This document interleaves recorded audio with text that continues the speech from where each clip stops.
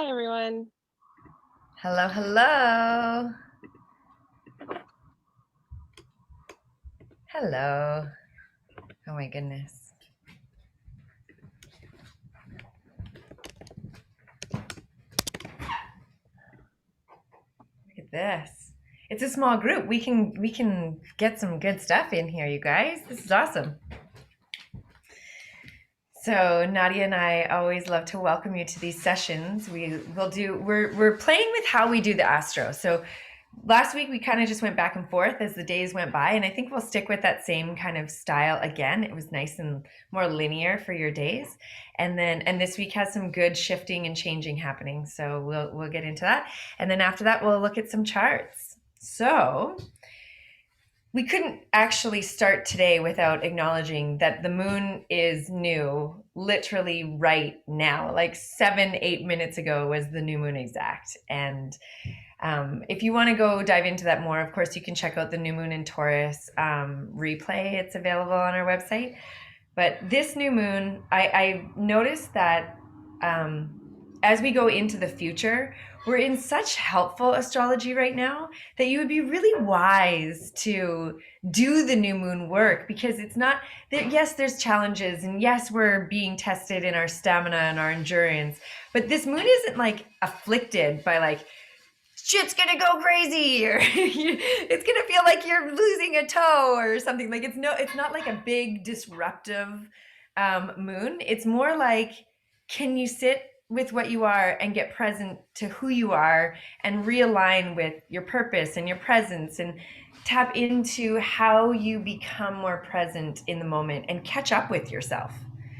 Because, like, I don't know about you guys, but I've noticed, and maybe I'm the exception because I moved countries and my child started kindergarten, and like there's been a lot of changes already, but like life has changed so extreme and rapidly over the last, let's say, 18 months, that I'm having to catch up with myself. Like I'm having to catch up and be like, oh, I'm like this now. Oh wow, my responsibilities are like this now. Oh, I actually, my belief has shifted to this now. And like as life goes, I'm living and I'm going and it's good, but I just noticed in the last couple of days, in slowing down and sitting with myself, that I'm having to catch up with myself, you know? Yesterday or this weekend, as an example, my husband and I lived in an apartment in Venice. We lived it was a great place. We loved it, but it was an apartment. We didn't have to take care of a yard. It was like so nice. Somebody else sweeps the hallway. I don't have to worry about stuff, And then when we moved here, at first we were living with a landlord. And so something goes wrong. We called the landlord, and now we're homeowners. And I was building a wheelbarrow, and my husband was picking dandelions out of the lawn. And, all of a sudden I'm looking around, I'm like, even just like the change in how my entire life has to organize around domestication has changed. And I've been here for a month and I didn't catch up to that yet. And that's one example. But then couple that with the belief systems and priorities and values and all the perception changes around race and culture and right and wrong, and are we being lied to, or is this the truth, and all the things. Like there's just so many things. We're just having to catch up, like catch our breath, like just sit and be like, okay. And if we look in the sky, the only fire is Chiron, which, I mean, is being activated today, but it's the only fire. The rest is earth and water and air. And so it is saying, like, cool your jets, just sit. And the fixed earth is saying, can you be so still and receive your environment? Can you be so still to recalibrate to the moment? And so that's it. That's like a big message for the moon. But of course it's also fixed, and we're also looking at like, where are you stubborn and where are you stuck and where are you unable to see beyond what you think to be true or whatever. So we'll go into that way more in the moon circle. But Nadia, do you want to jump in from there? Yeah, let's talk about the Chiron activation. Chiron in Aries, square Mars in Cancer. So you have these two like very dichotomous energies that people think. But really, in my mind, Aries and Cancer are very similar in how they react to the world because, well, that's the key word, is they're both reactionary. I've never the Aries is very sensitive in the way that it might simmer and brew inside of a Cancer before they react, and theirs is more about protection, and Aries is more about defense. I have to cover my face. I can't look at myself when I talk. But I get so distracted. But I think that this combination right now is very reactive, very trigger happy.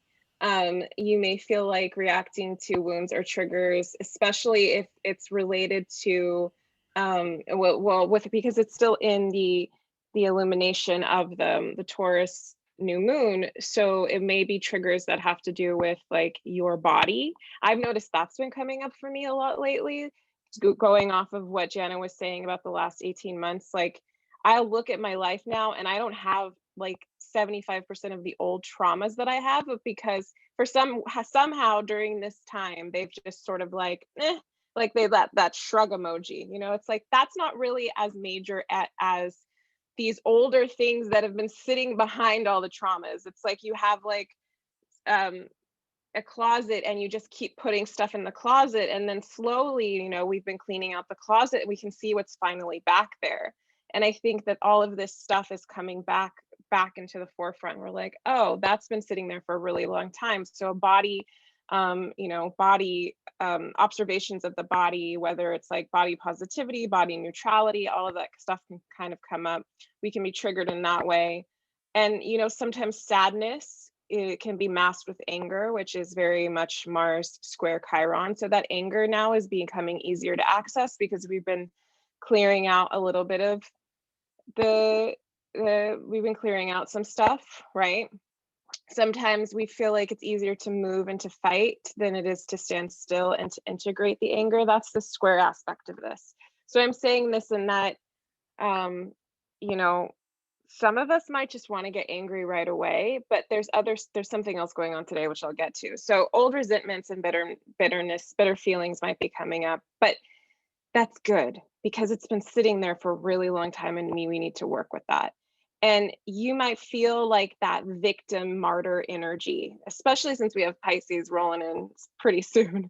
Like that victim martyr energy is starting to rear its head again, and that you may feel in this today like everyone is against you. Like if it comes back to the body, if it comes back to security, if it comes back to stability, witness how you feel, how you take up space in the world. I did a meditation with a group today where I made them expand their whole entire body, like envision themselves as big as possible, literally their body, because we walk around in this world feeling so like we have to be so small, literally, like we have to have small bodies, and how that makes us constrict our energy. So see how big you can get, and rather than it being like anger is the bigness or the expansion, it is that seed inside of you that doesn't want to feel like a victim again. So what else is happening with Mars today? We're also having Mars sextile Uranus. So Mars in Cancer, sextile Uranus and Taurus, which goes back to the body story. So we have to think about our anger. What does our anger need? What does Mars need? What does Uranus need? And it reminds me of something that Jana did yesterday in the New Moon Circle that I think she was sort of using from Kimberly Johnson, which was with the breath work when you had your hands in the fist and you were talking about Freddie and like really leaning into the feeling versus whatever else you said. I don't know, like I can't remember exactly and I'll butcher it, but the expression of this needs movement, it needs action, and it doesn't have to happen with conflicts, because if you're here, then you have the tools and the resources, and you have Uranus and you have Chiron as a teacher to be smarter than just being like strictly angry, strictly ready to fight, strictly letting your triggers get to you. You know, you can lean into that feeling of anger, and you can let your anger, whatever's been trapped in the back of a closet, you can let your anger make you intelligent. You can let your anger make you bold. You can let your anger give you that fighting spirit, emphasis on the spirit, and that you don't have to let your anger fight. Because if you've ever noticed, I know this happens with me, is that when I give into my anger or into my old wounds, what ends up happening? You just re-trigger yourself. It just brings up all the same old shit. You're fighting the same old fight. And because this is a Mars sextile Uranus, this is saying this fight is different. Like, you don't have to do this the same exact way as you did before. And actually, you probably shouldn't. You should be learning something from this. So that's what I see today. And Jana, if you want to elaborate on this in any way. I'm muted. I think I'm going to move on to more days. Let's keep Okay, going. cool. Yeah. I think, in all of this, what the underlying thing of Taurus is saying, everything that Nadia is saying is true, but let it be first received through the lens of self-observation so you can get to that, like, brilliance from it, like the growth from it, rather than the reactivity as much. Reactivity doesn't go away. That's one thing I think is really interesting topic in like spiritual worlds. I don't think that we actually want to get rid of reactivity. It's what we do with it and how long it lasts. Because I don't want to not be alerted to something that needs to change, right? Like I don't want to not be alerted to danger in whatever form that takes. Anyways, tomorrow we have Mercury trine Saturn, and then we have the Sun conjunct Black Moon Lilith and the Sun sextile Neptune. So it's like a whole mixed bag going on in there. I'm going to start kind of backwards in that Neptune is going to be trine the Sun, or sorry, sextile the Sun. And I'm going to pair that with Thursday, because Thursday we have Neptune sextile Black Moon Lilith. So it all kind of goes together with the Sun conjunct Black Moon Lilith. And the players are the Sun, Black Moon Lilith, and Neptune. But then at the same time, essentially, we have Jupiter moving into Pisces. So it's this very Piscean, watery, kind of dreamy, accessing the subconscious mind, the way that we're communicating non-verbally, the way that we have this shared collective mind, the way that we also at the same time like are pulling stuff out from under. And so to continue what Nadia was saying about, yeah, okay, so she cleaned out like the first layer of the closet, and then when she got to the back of the closet, there were these clothes that were almost like painted on the wall because they'd been there for so long. And then you peel those clothes off and there's a scroll with an ancient message. And this is like the deep subconscious programming. Like this is where we're like, wow, that was so a part of who I was that I didn't even see it, right? But those things, I'm actually talking about this right now in the Yoga Nidra training, those things that are part of the deep subconscious mind that we're bringing to the surface finally, that's Black Moon Lilith. Like, what have you banished? What have you exiled? What have you shamed? What have you been shamed for? What have you shunned? Where have you asked questions and been told you can't? Or where have you challenged the status quo and like been made fun of? And like, it's really interesting because I see this, we see this happening in the world a lot, where one person, actually, I was going to use an example, but I think it's a little bit too personal for somebody else. It's somebody else's story. So let me take it to universal. Somebody's doing really good work in the world, and it's a threat to somebody else's agenda. And instead of making room for both works to be alive, the one that is under threat cancels the other one or makes story or attack of the other one, right? And it's like we just can't deal with it. And so I feel like there's a bit of continuation with like the wounds if we're not working with it properly. When we come into now, people have this stuff that's coming up from underneath that like not just wants to be dealt with, but like needs to be seen, needs to be recognized. It's part of this bigger picture astrology that we're going through of dismantling. Like we are literally dismantling the fabric of society. Whether, choose a topic, it's going through a dismantling. Like any system and any structure, we are dismantling. And in the process of that, like some people might look at this and be like, we've done our good race work, we've done our good whatever work. And I'm like, we just started. Like, I only now see the picture of what I meant to explore. And now I'm like, I need to open up this door. I need to open up this door. I need to open up this door. And then I listen to myself in like past recordings or something like, oh my God, you are so offensive. I cannot believe it.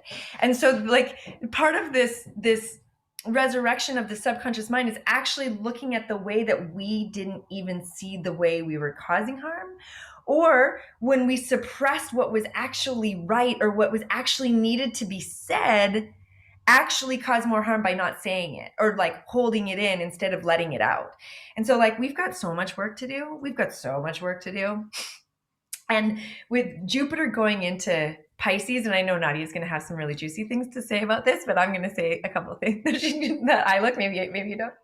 Anyways, with Jupiter going into Pisces, we can look at this from so many perspectives. We can look at it from dreaming, sleeping. We can look at it from like all those like um the things that we like about Pisces, like we like the bliss body. We like the psychic nature. We like extra sleep. We like that we can access our dreams. But also, when Jupiter goes into Pisces, it will be like that moment where it's like, oh my God, I cannot believe now that I see. I cannot believe. Like the little things that get expanded, because what does Jupiter do? It expands. Like this little thing that was in my subconscious mind that was like, I'll use the word microaggression. Like maybe I was participating in a microaggression and didn't mean it. That microaggression is going to get really big because Jupiter's expanding it. And then we can unpack that, like continue the dismantling based off of like deeper subconscious stuff that needs to come out now. Because I mean, it's deep. It's deep. All of it is deep that we're working with. And like we can put it in every category of life.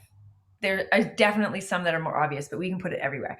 And so Jupiter and Pisces for me, like this is a time of deep spiritual work. Like where is your spiritual depth? What is the ground of your spirituality? And why do you have a ground on your spirituality? Can you actually float into the infinite nature of spirituality?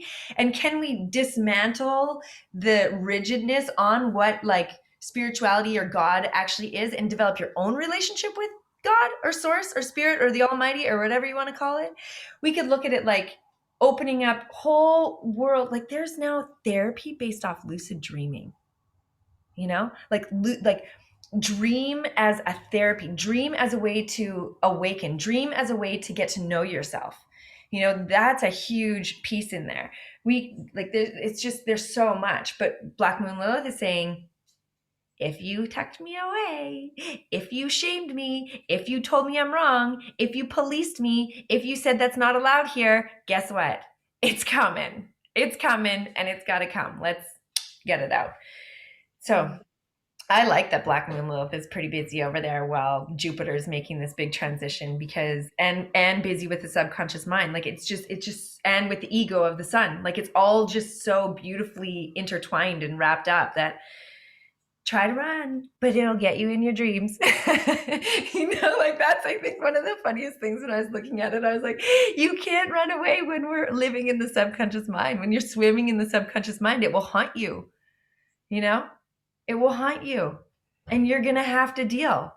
So there's that. Nadia. I didn't even talk about. Yeah, sorry, go ahead. So you didn't talk about what? Go ahead and talk. About Mercury. What do you want to say? Skipped over Mercury trine Saturn. I just thought Mercury trine Saturn was so boring compared to all that stuff. All the other fun stuff. Yeah, when I was making notes, I was like, what is this? But I think I'll like loop it in because I felt like I was like, okay, well, I was talking to Jana really briefly before we started, and I was saying like, all I want to do today is smoke weed, which I don't do, and I haven't done in like 7 years. I want to feel a joint in my mouth. I was listening to the Velvet Underground. I put a like hair scarf on my head. I wanted to lay there like I was in Odalisque, like on my couch and just get really high. And I'm like, what is happening right now? And then I was like, oh, Jupiter and Pisces is coming. I have a Pisces 8th house. This is where I'm going. I'm ready to just, and I've been like really in the flow, like really intuitively pulling stuff in. When I've been teaching meditation, I've been like, I usually have something there to sort of help me along because I space out a lot, but I have not been spacing out. I've been getting really deep, and I'm like, that Jupiter in Pisces is creeping in. However, with that Mercury trine Saturn, it's almost like, well, we're about to go on like this trippy adventure for a few months. I mean, and pay your bills, like set up automatic payment or something, like get some ducks in a row so that you allow yourself to go on that, as in the simplest form of, I think, what Mercury trine Saturn is. But I wanted to go back to the Sun conjunct Lilith because I really, in an alignment with you, what you said, Jana, and what you said actually reminds me. I'm going to bring it back to pop culture because I always do. When I wrote about this, I was like, called it in my head the illumination of the shadow dancer. And there's this book that I've been reading, this series of books that I've been reading since January, since I decided 2021 I would only read young adult novels, is like every single book by this author named Lee Bardugo, and she's wrote a book called Shadow and Bone, and this whole series, and now it's become a Netflix thing. So if you want to check it out on Netflix and you don't want to read, you can. But there's this thing inside of the book called the shadow fold, and I don't want to like spoil too much of it, but the shadow fold literally comes from the inside, the dreams and the magic inside of this person who is trying to help, but it then ends up making something even worse. And inside of the shadow fold are these like demons. That's very Pisces. It's like this, and the shadow fold splits like this country apart, and people can't go through it without possibly getting killed by these demons. And that to me feels very like Sun conjunct Lilith, which is like the Sun to me is like the primordial essence, and then Lilith is like our primitive impulses. And I wrote for my notes for this, emancipate the erotic. And it doesn't just mean the sensual, like the sexual erotic, although that's true too, because our kinks have a karma, right? Like our desires have a karma, and we have to allow ourselves to to to unfold into that sort of karma of ourselves and like what we need. And so because the Sun is in Taurus, Lilith is in Taurus, to me this is very obviously a story about the body again, just like earlier, that are you loving the needs of your body and what your body requires in this world? We often hear about guilty pleasures, but why are your pleasures guilty?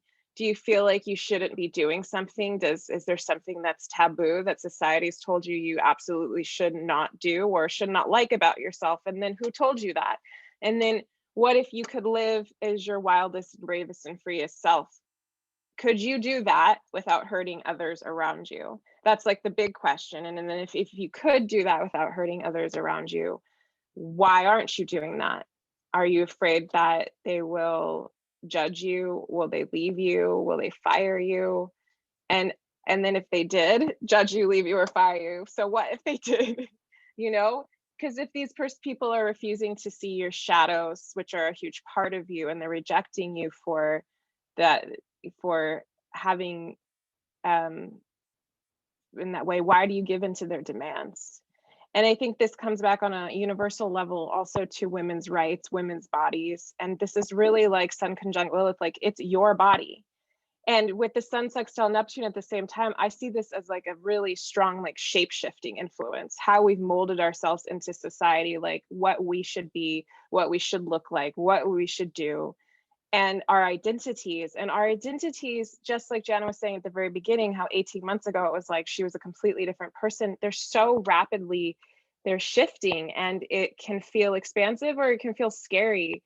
And I would say, like, for those of you that like to be grounded and really like to know who you are, this is not going to be your season. I don't mean to say that in a bad way. We're getting into Gemini season. Mercury is retrograde in Gemini, Jupiter in Pisces. Like, this is the time to just dissolve and like maybe just experiment and find ways that you can truly inspire yourself.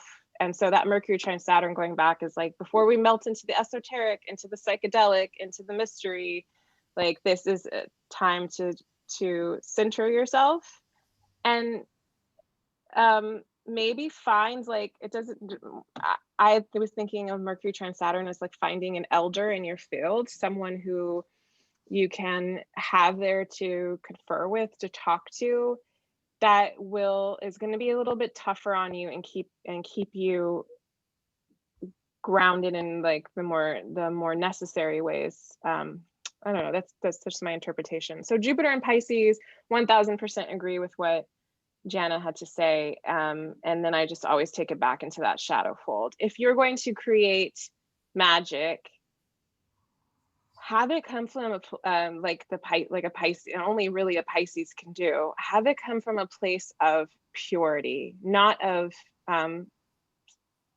like feeling like you're the victim or feeling like you have all these wounds that you're trying to fix, because it'll sometimes just make the wound bigger. It needs to come from a place of love and purity, I think. Yeah, and that's all I got to say on that. Yeah, we want to make sure we're not being the martyr or the victim when it's Pisces. Yeah. Shadow side of Pisces, martyrism, victim. Martyrism, victim.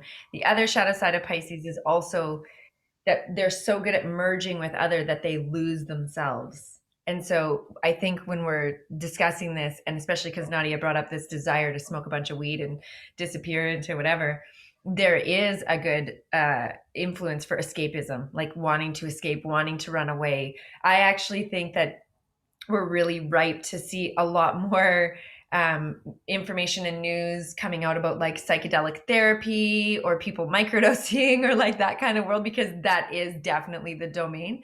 And I think I just saw a thing yesterday saying that MAPS has now come to another level of getting like MDMA therapy as more legit mode of therapy. It was like a study that was proving that was helping their case. And that just makes sense that that would be what's happening as Jupiter visits Pisces. But we also need to remember that this isn't like Jupiter's not gone to Pisces for a year. Jupiter's just peeking in. I don't even think Jupiter gets to 3 degrees before shifting retrograde and coming back into Aquarius. And so it's like we're getting a little sneak peek. We're going to go into this world and then we're going to come back out of it. And it's going to be more Aquarian, which is more humanity and like less emotional, or maybe emotionally detached, like a bigger like overview perspective. And then it will go more into Pisces next year, and then we'll see like this actually the very end of this year, December, it will see a bigger experience with Jupiter in Pisces, that we get this little sneak peek from now until the middle of July. So, and that's really the week. Oh no, we got to go all the way to Tuesday. I forgot, I got to turn the page. It's pretty chill in the astrology. I like that once Jupiter moves into Pisces, there's not a lot of other big stuff. I will say though, the moon is in Cancer this weekend. So Friday, Saturday, Sunday, the moon in Cancer. Cancer moon's always really emo. Spend some time with yourself. Like get the mixture of the Taurus sun and the Cancer moon. Like if you can go float in the ocean or spend some time in nature, go sit by a river or put your feet where I am. I'm like, oh, there's a glacial waters. Maybe I can go do my cold feet in the glacial waters. Maybe not. I don't know. We'll see. Anyways, but there's time for us to integrate. And the Cancer moon always wants you to turn inward. Okay. And then Monday, the sun is trine Pluto. And we can't not talk about the sun trine Pluto because this is huge. Pluto is, well, I mean, I always say it and I feel like I should change my narrative, but I always say Pluto is death, transformation, and rebirth, and Pluto shows you your power. But like ultimately, Pluto is in its highest, most exalted expression. It's the full embodiment of your soul's purpose. And Pluto is also generational, and Pluto is working slowly and consistently behind the scenes at such depth, at such a consistently slow pace that we don't even notice that it's happening until we like look back and are like, wow, that was a time. Remember that time when like women's rights started? Wow, that was a time. But that was like a Pluto generation, So Pluto trine the sun. The sun is your own radiance and it's your ego. It's your identity. And that means we're getting this really favorable energy of Pluto helping us to align with that soul purpose. And Pluto also is really the ruler of the underworld. It's like deep shamanic alchemical work. Like you cannot spend too much time with Pluto and be the same person. You just can't. When Pluto is activating you, it's A big deal. I have Pluto conjunct my sun in my chart. And that's why you can't come to a training with me and actually show up for it and be the same person at the end, because Pluto is working through me all the time. I didn't get it before, but I'm starting to understand. But Pluto, trine, the sun. So we can, I kind of look at that like all of this work of catching up with yourself and studying yourself and learning where and who and what you are now in this moment, and like grounding into the present moment, and like agitating and recombobulating, is that a word? Your fixed nature, to make sure that you're fixed on the right things, then you'll get some favor, you'll get like a little push into your, like a favorable push towards your transformation. Okay. And then it's Tuesday again, and we'll come back and talk. We'll talk next week. But Nadia, do you want me just to lead where we start, or do you want to? I was going to take an easy. Well, Sorry. oh, sorry. Go ahead. My face looks so stupid. Yeah, let's just close out for the YouTube peeps. Are you still putting this on YouTube? Mm-hmm. Yeah, thank you. Yeah, so if you're watching us on YouTube, we do these every week on Tuesday at noon PST, and you can register on our website, and which is attunetomoon.com. I'll link it below. And then we do mini readings, so you can submit your chart and then ask a question, and then we jump into those. So that's what we're going to do now. We'll see you next week.